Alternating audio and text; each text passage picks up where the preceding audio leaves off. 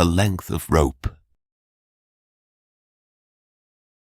"Ah, a curious custom," said the barbarian, "to cut off your king's head every 5 years. I wonder your throne finds any takers." On the scaffold, the headsman brushed a whetstone along the gleaming edge of his axe, dropped the stone into his pouch, squinted along the blade, and touched it here and there with his thumb. Those in the crowd below could not see his satisfied smile because of the black hood, which, save for the eye holes, covered his head. The axe was neither a woodcutter's tool nor a warrior's weapon, whereas its helve, carven of good brown oak, was that of a normal axe.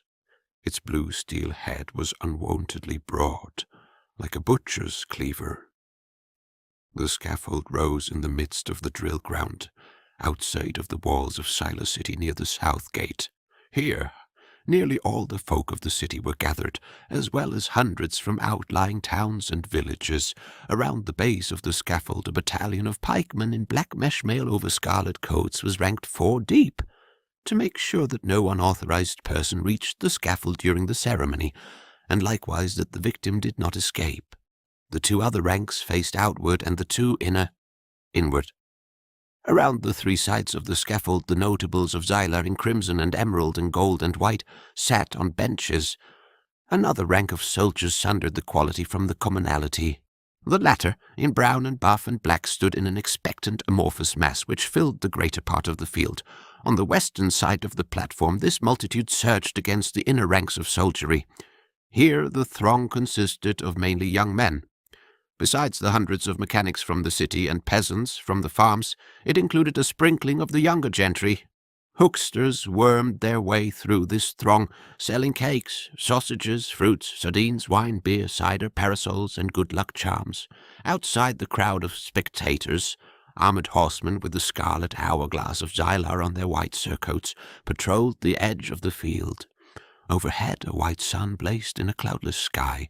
A puffy little wind ruffled the leaves of the oaks and poplars and gums that fenced the field. It fluttered the red and white pennants that streamed from the tops of the flagpoles at the corners of the scaffold. A few of the leaves of the gums had already turned from green to scarlet. Seated among the notables, Chancellor Tyrannus answered the barbarian's question. "We have never had trouble in finding candidates, Prince Vilimir. Behold how they throng about the western side of the scaffold." "Will the head be thrown yonder?" asked Prince Vilimir around his forefinger, wherewith he was trying to pry loose a piece of roast from between his teeth. Although he was clean-shaven, Vilimir's long, light, grey-streaked hair, fur cap, fur jacket, and horsehide boots with the hair on, gave him a shaggy look. His many massive ornaments of gold and silver tinkled when he moved. He had led the loosing faction in an intertribal quarrel over who should be the next cham of the Gendings, and hence was in exile. His rival, who was also his uncle, now ruled that fierce nomadic horde. Tyrannus nodded. "Aye, and the catcher shall be our new king." He was stout and middle-aged, swathed in a voluminous azure cloak against the chill of the first cool day of autumn. "The Chief Justice will cast the thing yonder. It is a rule that the king must let his hair grow long to give the judge something to grasp. Once a king had his whole head shaven the night before the ceremony, and the executioner had to pierce the ears for a cord. Most embarrassing." "By Greipnik's beard and ungrateful white," said Vilimir, a wolfish grin splitting his lean, scarred face, "as if a lustrum of royal lux were not enough. Be that not King Jorian now?" The Schwenish prince spoke Novarian with fair fluency, but with a northern accent that made Jorian into Jorian. "Aye," said the Chancellor, as a little procession marched slowly through the lane kept open by soldiers between the south gate and the scaffold. "He took me hunting last month," said Vilimir. "He struck me as a man of spirit for assessor, that is." He used a word peculiar to the nomads of the Schwen, meaning a non-nomad or sedentary person. Among nomads, the word was a term of contempt. But the Chancellor saw fit to ignore this. The exile continued. "I also found him a great talker, too much so for his own good, methinks, but amusing to listen to." The Chancellor nodded absently, for the procession had now come close enough to recognize faces. First came the royal band, playing a dirge, then paced the white-bearded Chief Justice of Xylar in a long black robe, with a golden chain about his neck. 4 halberdiers, in the midst of whom towered the king, followed. All those near the lane through which the party proceeded, and men in other parts of the field, sank to one knee as the king passed them. King Jorian was a tall, powerful young man with a ruddy skin, deep-set black eyes, and coarse black hair that hung to his shoulders. His face, otherwise shaven, bore a fierce moustache that swept out like the horns of a buffalo. A prominent scar crossed his nose, which had a small kink in it and continued diagonally down across his left cheek. He was stripped to his slippers and a pair of short silken breeches, and his wrists were bound behind his back. A crown, a slender band of gold with a dozen short, blunt, erect spikes, was secured to his head by a chin strap. Prince Vilimir murmured, "I have never seen a crown with how do you say it? A strap of the chin." "It is indeed, to keep crown and head together during the casting of the lot of Imbal," explained Tyrannus. "Once, years ago, the crown came off as the head was thrown. One man caught the crown, another the head, and each claimed the throne. A sanguinary civil war ensued. After the soldiers came a small, lean, dark brown man in a coarse brown robe, with a bulbous white turban on his head. His long, silky white hair and beard blew about. A rope was wound around his waist, and he bore a kind of satchel by a strap over his shoulder. "The king's spiritual adviser," said Chancellor Tyrannus. "It seems hardly meet that the king of Xylar be sent off by a heathen from Mulvan rather than by one of our own holy priests." But Jorian insisted, and it seemed but just to grant his last request. "How did the king come to know the fellow?" asked Vilimir. Tyrannus shrugged. "For the past year he has entertained all sorts of queer persons at the palace. This mountebank, your pardon, the Holy Father Caradur, drifted in, doubtless having fled in disgrace from his own land after having been caught in some vile Gotic witchery. Then came 4 beautiful young women, the king's wives. A 5th had given birth the day before and was judged not strong enough to attend the ceremony. The 4 present were gorgeous in silks and jewels and gold. After the wives came the shaven-headed, purple-robed high priest of Zevetus, the chief god of the Novarian pantheon, then a score of palace officials, and the ladies in waiting. Last of all came Ceres the joiner, Xylar's leading director of funerals, and 6 cronies of the king carrying one of Ceres' new coffins on their shoulders. As the procession reached the foot of the scaffold, the band fell silent. After a low-voiced consultation, the Chief Justice mounted the steps of the scaffold, followed by 2 of the 4 halberdiers. King Jorian kissed his 4 wives goodbye. They clung round his neck, weeping and covering his broad, heavy-featured face with kisses. "Na," said Jorian in a heavy-bass voice, with a rustic Cotolian accent. "Weep not, my pretty lassies. The gods, who from their puerile pipes a billion bubble blow, have blown us here. We waft and wobble, iridescent and glow, then burst, but from these pipes a billion bubble more shall flow. Within the year, you'll all have better husbands than I ever was to you. We do not wish other husbands. We love only you," they wailed. "But the weans needs must have stepfathers," he reminded them. "Now get along back to the palace, so as not to see your lord's blood flow. You too, Estrildis." "Nay," cried the wife addressed, though pretty, the least beautiful of the 4, stocky and blue-eyed. "I will watch you to the end." "You shall do as I say," said Jorian gently but firmly. "You shall go on your own feet, or I will have you carried. Which shall it be?" The 2 soldiers who had remained on the ground laid gentle hands on the woman's arms, and she broke away to run weeping after the others. Jorian called, "Farewell," and turned back to the scaffold. As the king mounted the stairs, his gaze roved hither and yon.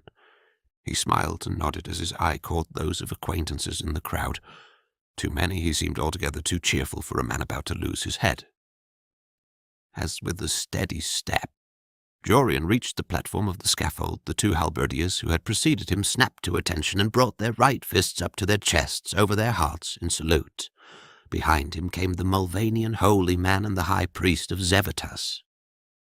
On the far western side of the platform, a few feet from the edge, rose the block, freshly carved and shining with new red paint. Between the flagpoles on the western side, a length of netting, a yard high, was stretched to make sure that the head should not roll off the platform. Leaning on his axe, the headsman stood beside the block. Like Jorian, he was stripped to breeks and shoes. Although not so tall as the king, the executioner was longer of arm and even more massive of torso.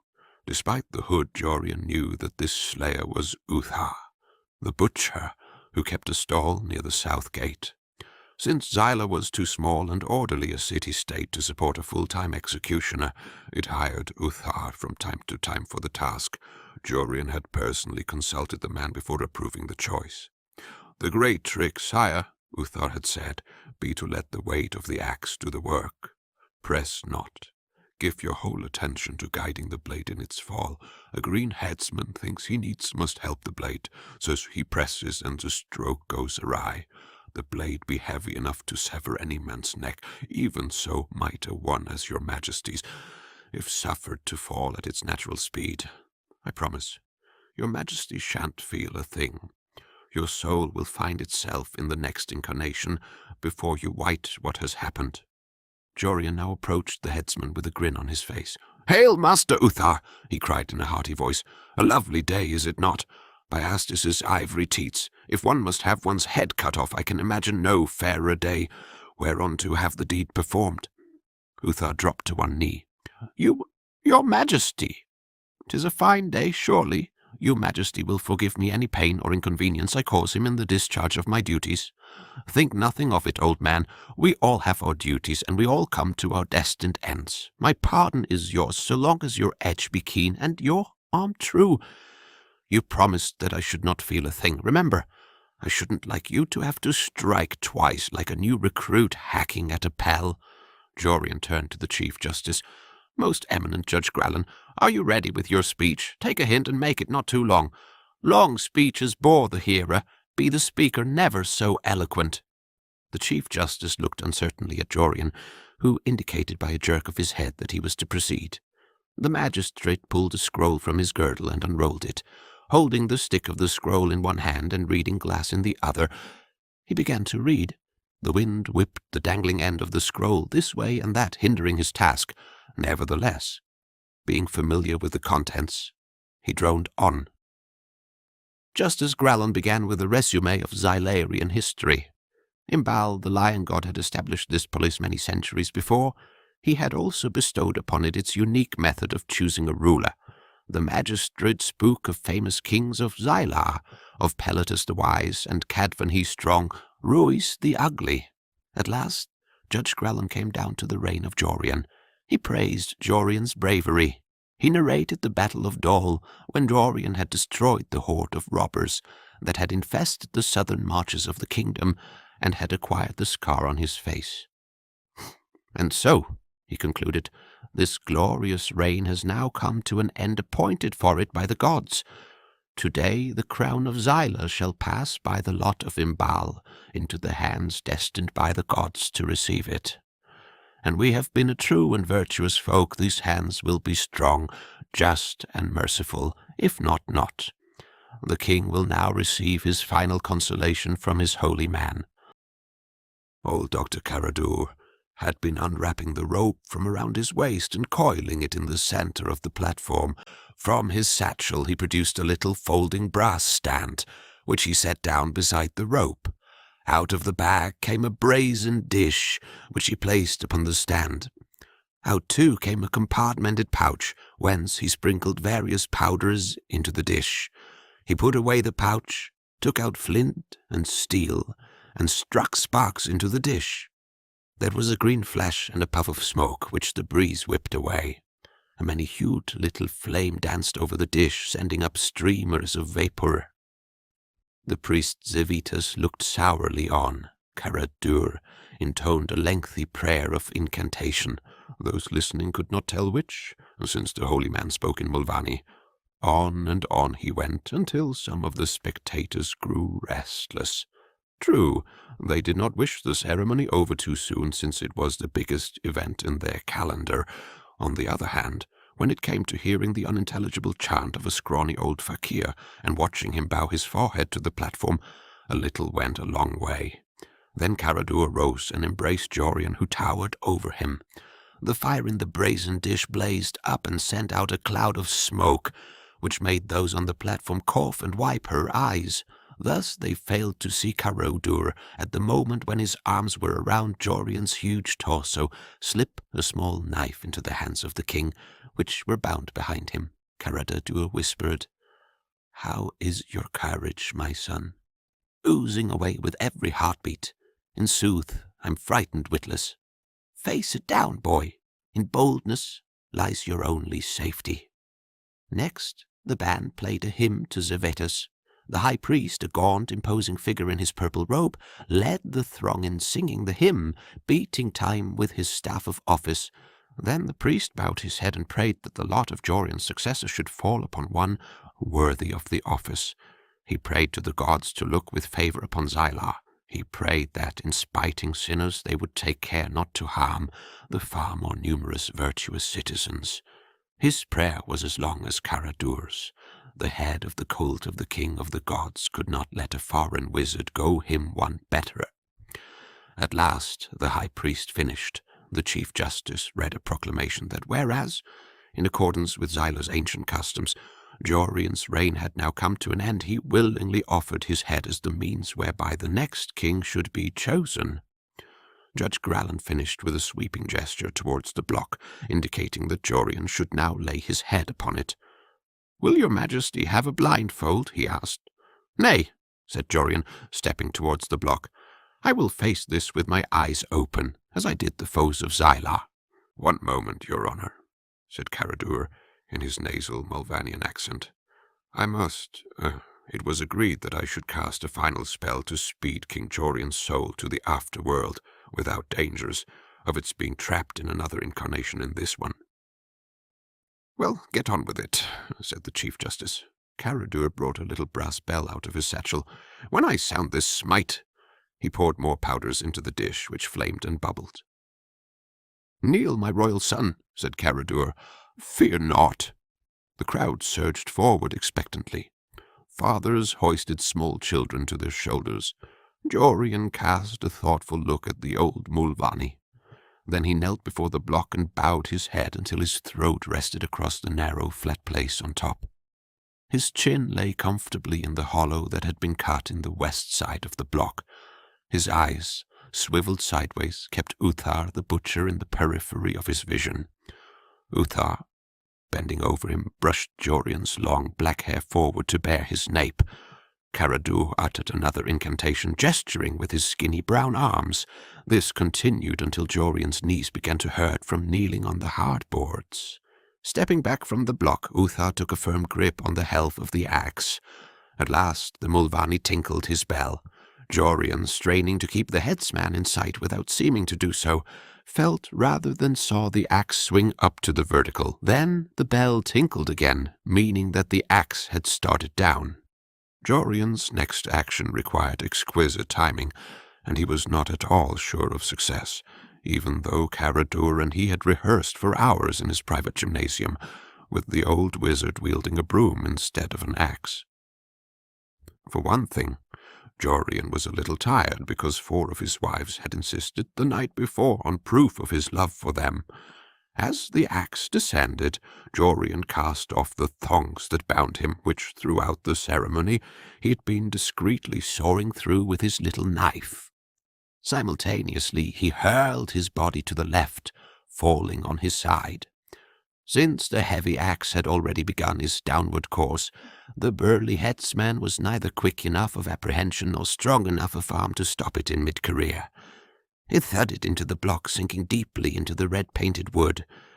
In one swift movement, Jorian rolled to his feet and put the little knife between his teeth. Caradur cast something more into the dish, which flamed and smoked like a little volcano, sending up a swelling column of green smoke shot with red and purple. The wizard uttered a loud cry, flinging his arms out. Thereupon, the coiled rope before him sprang erect like some monstrous serpent. Its end shot up 20 feet or more, and the upper end disappeared into a kind of haze. as if it had pierced a hole in the sky. A tremendous cloud of smoke arose from the dish, obscuring the vision of those on the platform and hiding them from the spectators below. Some, supposing the king's head to have fallen already, set up a cry of "Red and white! Red and white!" One long stride brought Jorian to the executioner. With the axe in his hands, Uthar the butcher would have been a formidable foe, but despite his desperate tugs, the head of the axe remained firmly fixed in the block. Jorian brought his left fist up in a long, swinging, ox-felling blow against the headsman's jaw. Uthar reeled back against the net and fell off the platform. A cry from Caradur warned Jorian to turn. One of the mailed halberdiers was lunging towards him, thrusting with his weapon. With the leopard-quick timing that had once already saved his gore, Jorian caught the halberd below the head, just before the spearhead reached his skin. As he jerked the head of the weapon violently to the left, the soldier's lunge drove it past his body. Seizing the haft with both hands and turning his back on the trooper, Jorian put the shaft on his shoulder and then bent his back, pulling the head of the halberd down. The halberdier, clinging to the shaft, found himself hoisted over Jorian's broad back and hurled head over heels off the platform, to fall with a clash of mail to the ground below. Clutching the halberd, Jorian spun to face the remaining soldier, who stood coughing smoke. The Chief Justice and the High Priest of Zevatas scrambled down the stair in such haste that the latter lost his footing and plunged to earth head first, gravely injuring himself. Whether for fear or for love of his former lord, the soldier hesitated, holding his halberd at port, and neither swinging the axe head nor thrusting with the spear point. Having nothing personal against the man, Jorian reversed his weapon and jabbed the butt against the soldier's armored ribs. A ferocious push sent the trooper off the scaffold after his comrade. Thus, 12 seconds after the headman's blow, Jorian and Caradur found themselves the only persons on the platform. A vast murmur ran through the throng. The events on the scaffold had taken place so quickly and had been so obscured by smoke that nobody on the ground yet really grasped what had happened. It was plain, however, that the execution had not gone as planned. People jostled and shouted questions. The murmur rose to a roar. A sharp command rang out, and a squad of pikemen rushed towards the foot of the stair. Jorian dropped his halberd and sprang to the rope. Not for nothing had he spent months practicing climbing a rope hand over hand until the muscles of his arms and hands were like steel. As he went up, the rope swayed gently but remained straight and taut. The platform sank beneath him. Somewhere a crossbow snapped, and Jorian heard the swishing hum of the quarrel as it sped past. Below, the crowd was in a frenzied uproar. Soldiers scrambled up the stair. As they reached the top, Caradur, who had been performing another incantation, dropped spryly off the edge of the platform. Jorian had only a brief glimpse of the wizard. He saw, however, that as Caradur reached the ground his appearance changed. Instead of a deep brown, white-haired Mulvanian holy man, he was now, to all appearances, a member of the Xylarian priesthood, clad in a neat black robe of good stuff. The crowd swallowed him up. Again came the twang of a bowstring. The missile grazed Jorian's shoulder, raising a welt. The soldiers had reached the platform and were looking doubtfully at the lower end of the rope. The thought flashed across Jorian's racing mind that they would try either to pull it down or climb up after him. Sweat poured down his face and his massive, hairy torso as he mounted the last few feet of rope. He reached the place where the rope turned hazy and disappeared. As his head came level with this terminus, he found that the rope remained as solid and clear as ever, while below him the scene became dim and hazy, as if seen through a gathering fog. A final heart-wrenching heave, and the scene below vanished. Around him, instead of empty air, stretched an utterly strange landscape. He lowered his feet and felt earth and grass beneath them. For a moment, he had not time to examine his new surroundings. Caradur had repeatedly warned him of the importance of recovering the magical rope, the upper end of which still stuck up stiffly from the grass to nearly Jorian's own height. He seized the rope with both hands and pulled. The visible part of the rope lost its stiffness, dropped, and hung limply, like any other rope. Then Jorian felt a check, as if someone below were holding the rope. One of the soldiers must have nerved himself to seize it as he saw it rising into the air. Since the man was heavy, it was all that Jorian, still panting from his climb, could do to haul him up. Then a better idea struck him. Rather than pull an armed foe up into this new world about him, he let the rope run loosely through his hands, dropping the man at the other end back on the scaffold. Very faintly, he heard a crash and yell. Then he pulled quickly, hand over hand. This time the rope came up without resistance until it all lay in a heap on the grass before him. Jorian drew his forearm across his forehead and sat down heavily. His heart still pounded from his exertions and from the excitement of this narrow escape. Now that he looked back, he could scarcely believe he had survived. Although Jorian was a young man of unusual size, strength, and agility, he entertained few illusions about the chances of a bound, unarmed man's escaping from the midst of his foes, even with the help of magical spells. Having practiced with arms for years and having fought in 2 real battles and several skirmishes, he knew the limitations of one man's powers. Moreover, spells were notoriously erratic and untrustworthy, and Jorian's break for life required perfect surprise, coordination, and timing. Perhaps, he thought, Caradur's Mulvanian gods had helped after all. He glanced swiftly about, thinking, so this is the afterworld, whither souls released from our own plane are sent for their next incarnations. He stood on a strip of artificially smooth grass, perhaps 40 feet wide. The strip was bounded on either side by a broad strip of pavement, in turn about 20 feet in breadth. More grass lay beyond these roadways. Beyond these lawns rose tree-covered hills, on some of which Jorian thought he discerned houses. The question struck him, why should anyone in his right mind build 2 splendid roads side by side? Then a swiftly rising, whirring, purring, swishing sound drew his attention. It reminded him unpleasantly of the sound of a crossbow bolt, but much louder. In a flash, his roving glance fixed upon the source of the sound. Along one of the paved strips, an object was hurtling towards him. At first he thought it a monster of legend, a low, hump-backed thing with a pair of great, glaring, glassy eyes in front. Below the eyes, and just above the ground, a row of silvery fangs was bared in a fiendish grin. Jorian's courage sank, but as he backed away from the road, drawing the little knife and preparing to sell his life dearly, the thing whizzed by at incredible speed, a speed like that of a hawk swooping at its prey. As the object passed, Jorian saw that it had wheels, that it was in fact no monster but a vehicle. He glimpsed the head and shoulders of a man within, and then the carriage was gone with a diminishing whir and sigh. As Jorian, disconcerted, stood staring, another whir behind him made him spin around. There went another vehicle, and yet another, a huge one with a towering box-like body and many wheels. In his own world he was deemed a man of signal courage, but even the bravest loses his assurance in totally strange surroundings, where he knows not whence or in what guise danger may come. Trapped between 2 roads, Jorian wondered how he would ever escape to join Caradur.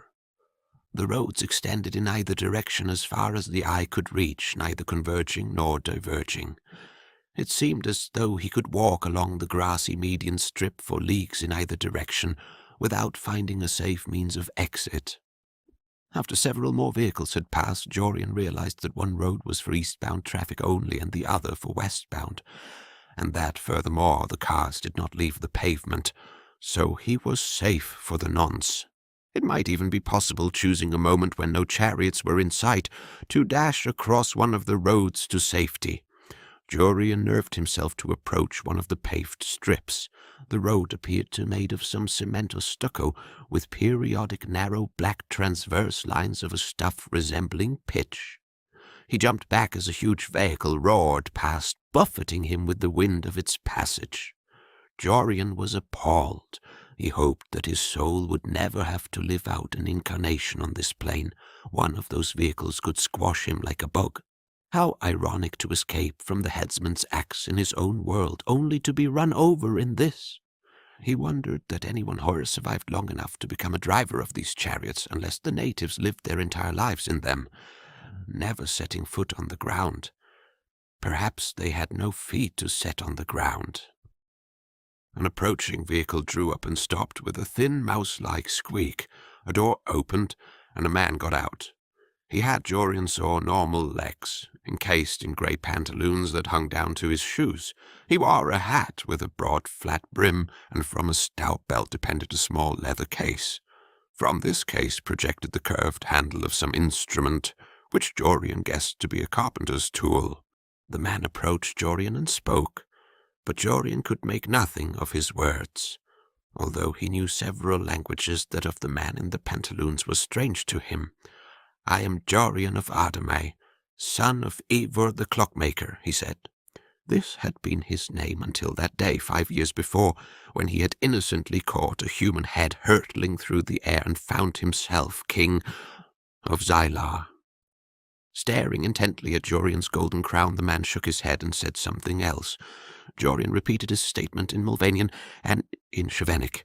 Looking blank, the man uttered more sounds. Then another voice sounded. Jorian jumped, for he had not seen anyone else nearby. The voice, speaking unintelligible words in a squawking metallic tone, seemed to come from the man's vehicle. The man smiled a forced smile of reassurance and said something more to Jorian, and went back to his carriage, which soon roared off. Jorian turned back to his rope and began to coil it around his waist. He recalled his instructions: walk southeast 1 league, lower himself back to his own world, and await Caradur if the holy man had not already reached the rendezvous. But which way was southeast? Luckily the sky was clear as it had been in Xylar. The execution had been timed for noon, and little time had elapsed since Jorian had placed his neck upon the block. Soon, however, the sun's motion would make it useless as a directional guide. He would have to risk crossing one of these roads despite the danger. Looking along the nearest paved strip to make sure that no more vehicles approached, Jorian darted across. He continued to the edge of the lawn like sward, where plants grew more naturally. He broke of a stem of long field grass, found a patch of bare earth, and set the stem in it upright. Then, with the point of the little knife, he traced a line where the shadow of the grass stem fell. He drew a transverse line, then bisected the near left angle by still another line that gave him his direction. As he set out, Jorian paused now and then to cut a tree seedling and trim it to a wand, 2 or 3 feet long. The first of these sticks he kept, cutting a notch in it every 100 steps, by thrusting the other strips into the ground every 50 or 100 paces, and backsighting, he kept in a fairly straight line. Every 1,000 steps he checked his direction with the sun. When he had cut 50 notches in his first wand, he halted in a gully between 2 wooded hillsides. Although he had seen houses in the distance, he was thankful that his march had not taken him close to any. He counted the notches to make sure, unwound the rope from his waist, and took a turn with it around a tree. Then she uttered the Mulvanian incantation that Caradur had taught him: Mansal mudarm rau antarau, nodut zaro terak hiazor rau. He felt his feet sinking, as if the solid ground beneath him were turning to quicksand. Then it gave way, and Jorian fell. He fetched up with a jerk, hanging suspended by the rope between the earth, his own earth, and the clear blue heavens. Above him, the 2 strands of rope arose, diverging slightly until they faded out a yard above his head. Below, he was disconcerted to see the dark, stagnant waters of marsh of Moru. Caradur had told him that their rendezvous would be near the swamp, but he had not expected to come out right over it. To the north rolled the fields and woodlots of Xylar. To the south rose the foothills of the mighty Lograms, and beyond them the snow-topped peaks of that range which sundered the Navarian city-states from the tropical empire of Mulvan. He thought of climbing back up and trying again from another tree, but decided against it. He was not sure how long the soft spot that his spell had created between the 2 planes would remain soft. It could not do to have the earth solidify just as he was climbing through it. On the other hand, he was a good swimmer and did not fear 3-foot dwarf crocodiles found in Moru Marsh. He lowered himself to where the ends of the rope dangled. If he had tied one end around the tree with an ordinary loop, the rope would have been long enough to reach the surface of his world. In that case, however, he would not have been able to recover the precious rope after his descent. Therefore he had applied the middle of the rope to the tree and let both ends hang down an equal distance. The dark, odorous water lay about 20 feet beneath him. A look around showed no sign of the wizard. "Here we go," Jorian thought, and released one end of the rope. He struck with a tremendous splash. The rope poured down after him, striking the water in loops and coils. Taking one end of it in his teeth, Jorian struck out for the nearest shore. This proved to be a floating bank of reeds. Jorian hauled himself out, brown water running off his shoulders. When he stood up, the surface beneath him quivered, gave and sank in alarming fashion. The safest mode of progress, he decided, was on all fours. Trailing the rope, he crept towards higher ground where willows and dark cypress grew thickly. At last he felt firm soil beneath him and rose to his feet. A waterweed trailed from one of the spikes of his crown. "Caradur," he called, pulling loose the weed and scraping the swamp water off his skin with his fingers. He was not surprised when there was no reply. A league-long hike would be hard on the old fellow, and he might not arrive till nightfall. Since Jorian saw nothing else of a useful nature to do, he found a spot masked by ferns, took off his crown, stretched out, and was soon fast asleep. The sun was farther down in the sky, although still far from the horizon, when a voice awakened Jorian.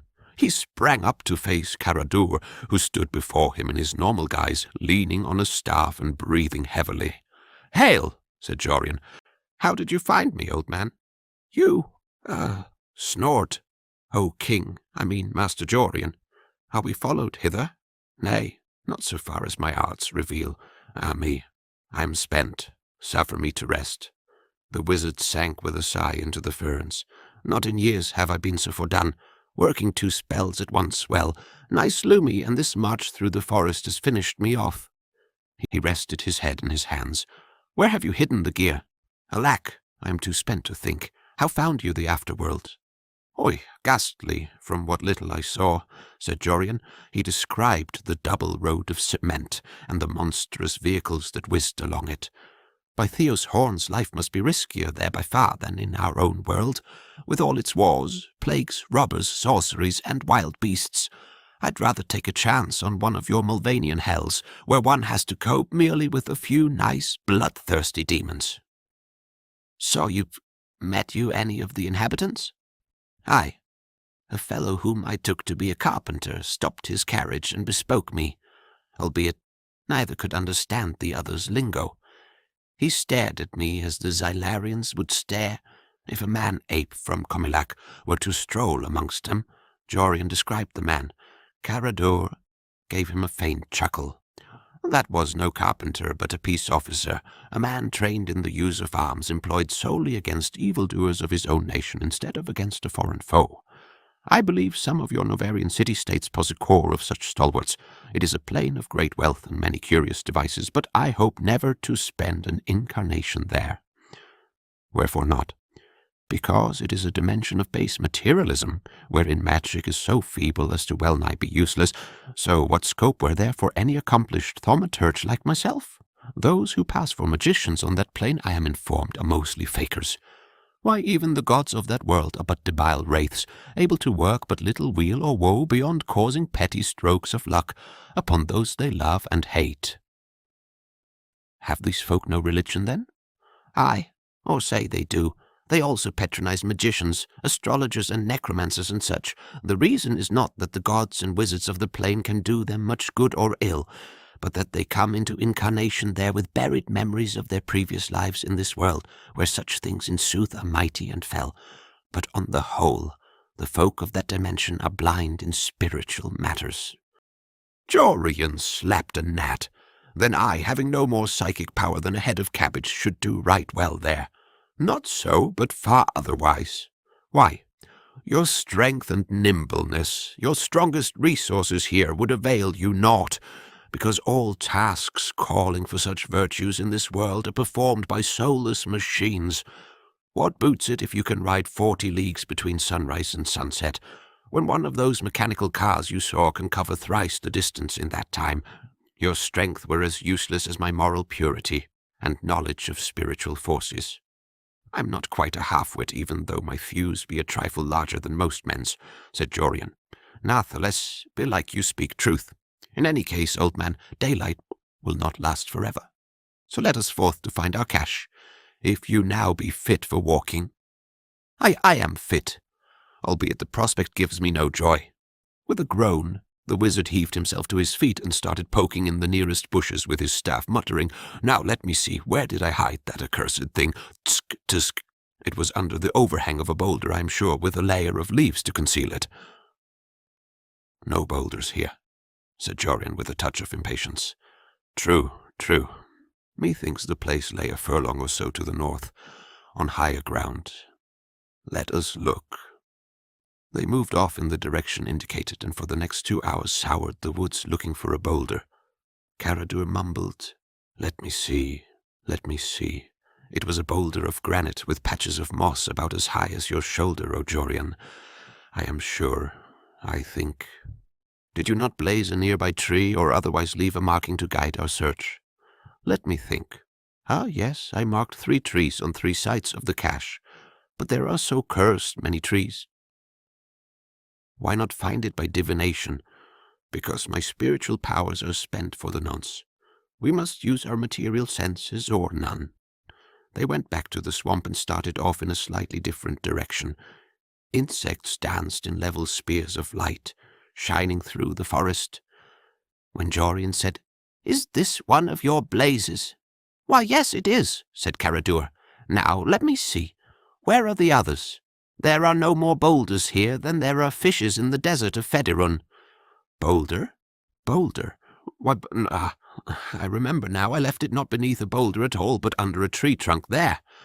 Caradur pointed to a big trunk lying athwart the forest floor. In an instant they had scraped aside the concealing leaves and dragged out a canvas bag.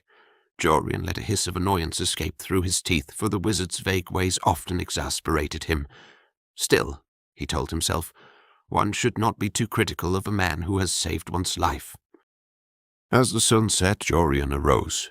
He was now clad like any forester, in a coarse brown tunic and breeks, high-laced boots in place of his tattered silken slippers, and sweat-stained green hat with battered pheasant's feathers stuck in the band. In his left hand he balanced a crossbow.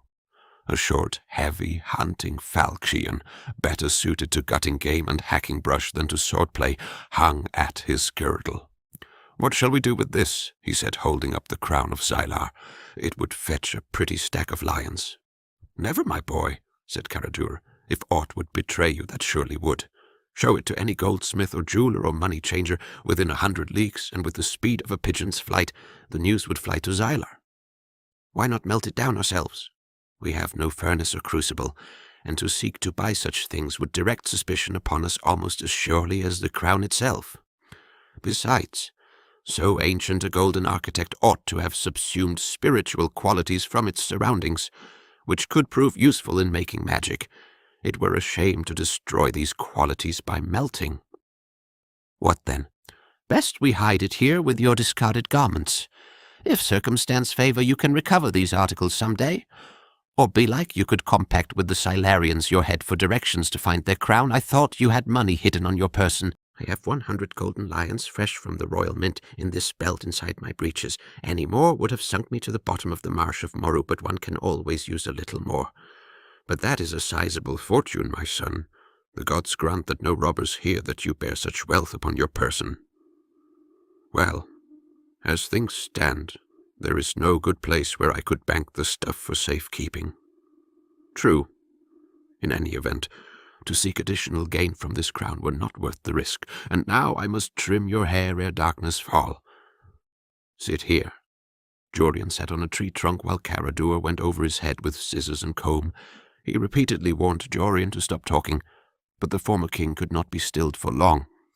It grieves me, said Jorian, to have robbed my people that was, I mean, of all their fun, the beheading and the coronation and the scattering of largesse, and the contests at running and shooting and wrestling and football and hockey, and the singing and dancing and the feast.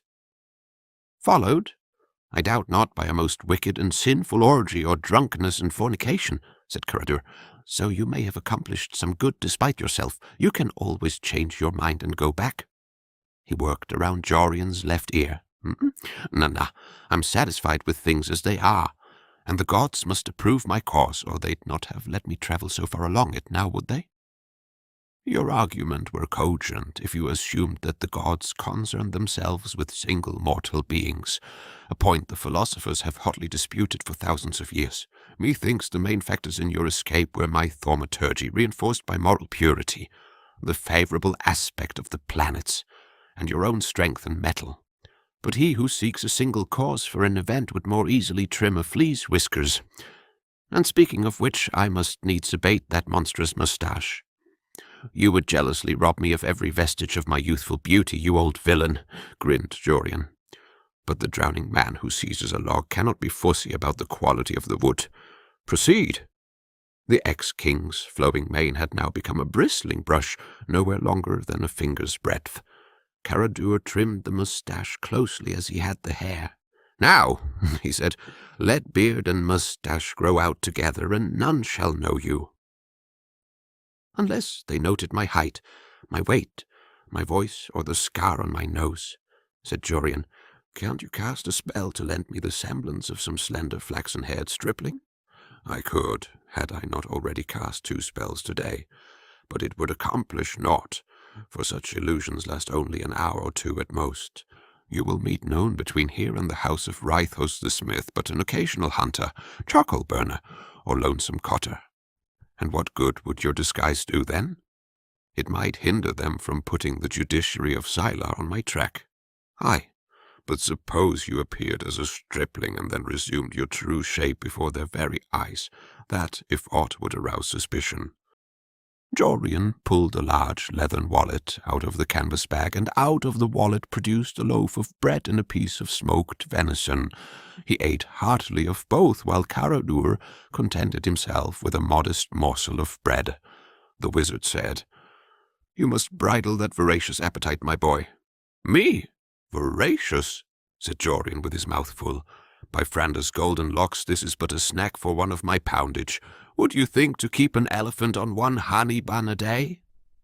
Base material appetites were meant to be subdued, and anyway, those victuals must needs last you until you reach the smith's abode where they await your coming. Dig deeper, and you shall find a sketch map showing the trails thereunto. Good, albeit I already know the country hereabouts, from chasing brigands through it. Dol lies not a league hence.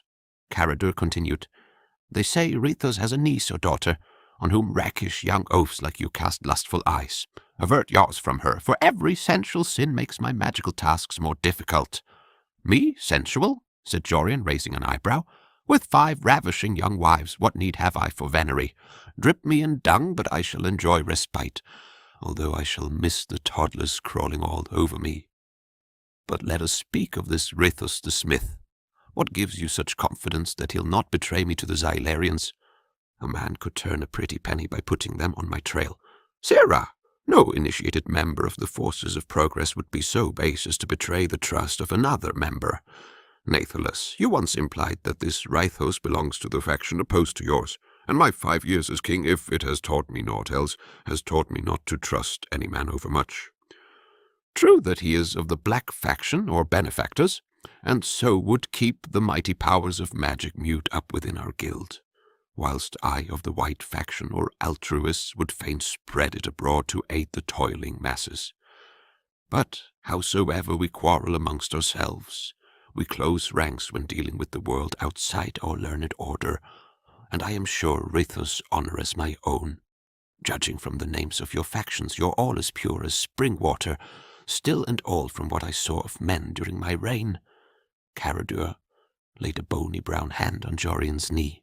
You trusted me to perforce in the matter of saving your head, my boy. Trust me likewise in this.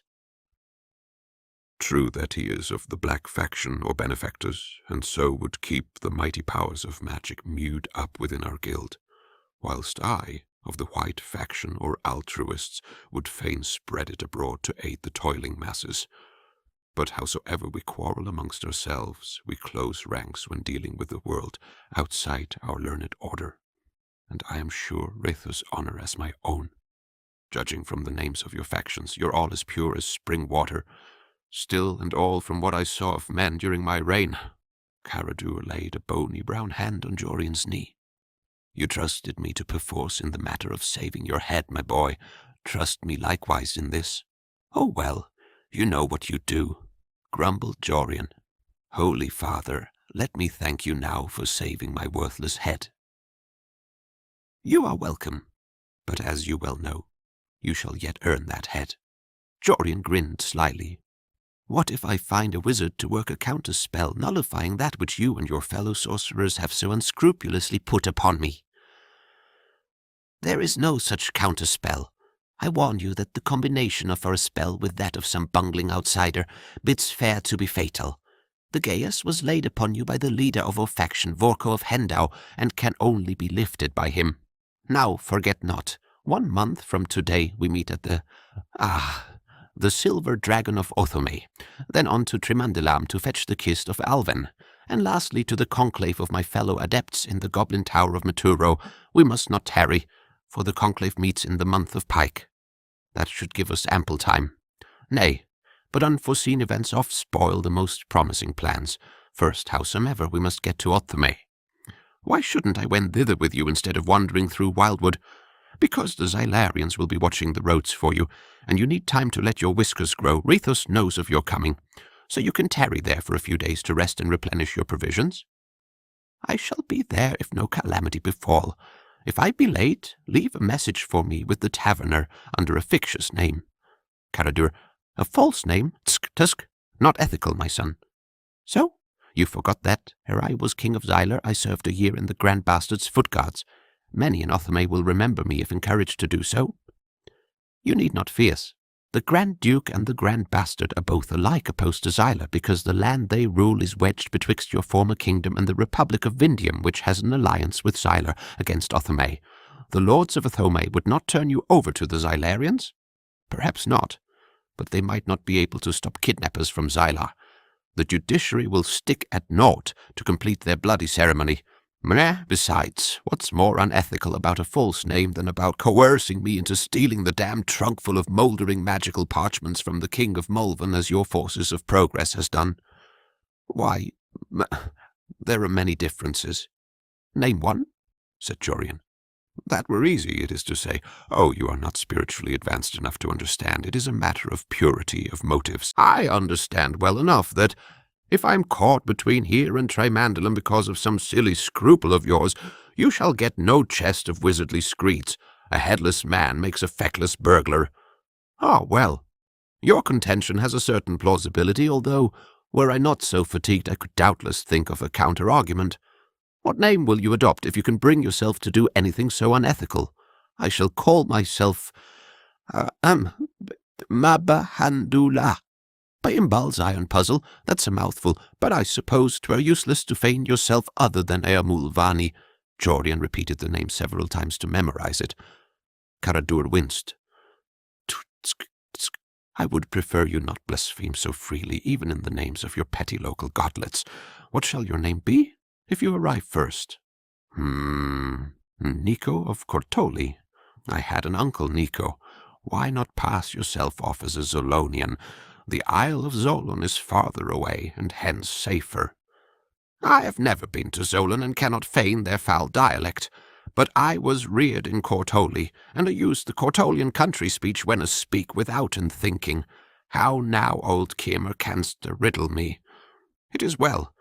If I fail to appear at the Silver Dragon, inquire about the town for the wizardess, Goania. She has custody of the instruments we shall need to liberate the Kist of Alven from the wicked wight who now wrongfully holds it, the so-called King of Kings. Goania, said you, that I will, and you, my friend, do not in your absent way forget the name of the city, and wander off to Govanion or Vindium, and then wonder why I failed to join you. Never mind my absent way, snapped the wizard. Simply follow my injunctions and leave the rest to me, and guard that flapping tongue. I thought your cheerful chatter had surely undone us. You had better drink naught but water, since wine and beer loosen your tongue at both ends. And if I wander about drinking strange waters, I shall come down with some fearful flux or fever, and be well nigh as useless to you as without my head. Well, at least measure your drinks. Liquor and loquacity are your besetting weakness, and now let us bow our heads in prayer to the true gods, the gods of Mulvan. The wise man droned a prayer to Vunu the Creator, Krada, the Preserver, and Ashaka, the Destroyer. Then Jorian uttered a short prayer of his own to Theo, the Novarian forest god. He shook his hands with Karadur, who said, "Be wary and discreet, subdue the lusts of the flesh, seek moral perfection and spiritual enlightenment. All the true gods go with you, my son." "I thank you, father," said Jorian. "I'll be as discreet as a clam and as pure as a snowflake." He strode off into the deepening gloom of the forest. Karadur, looking after him, began winding the magical rope around his waist. The song of nocturnal insects soared through the gathering darkness.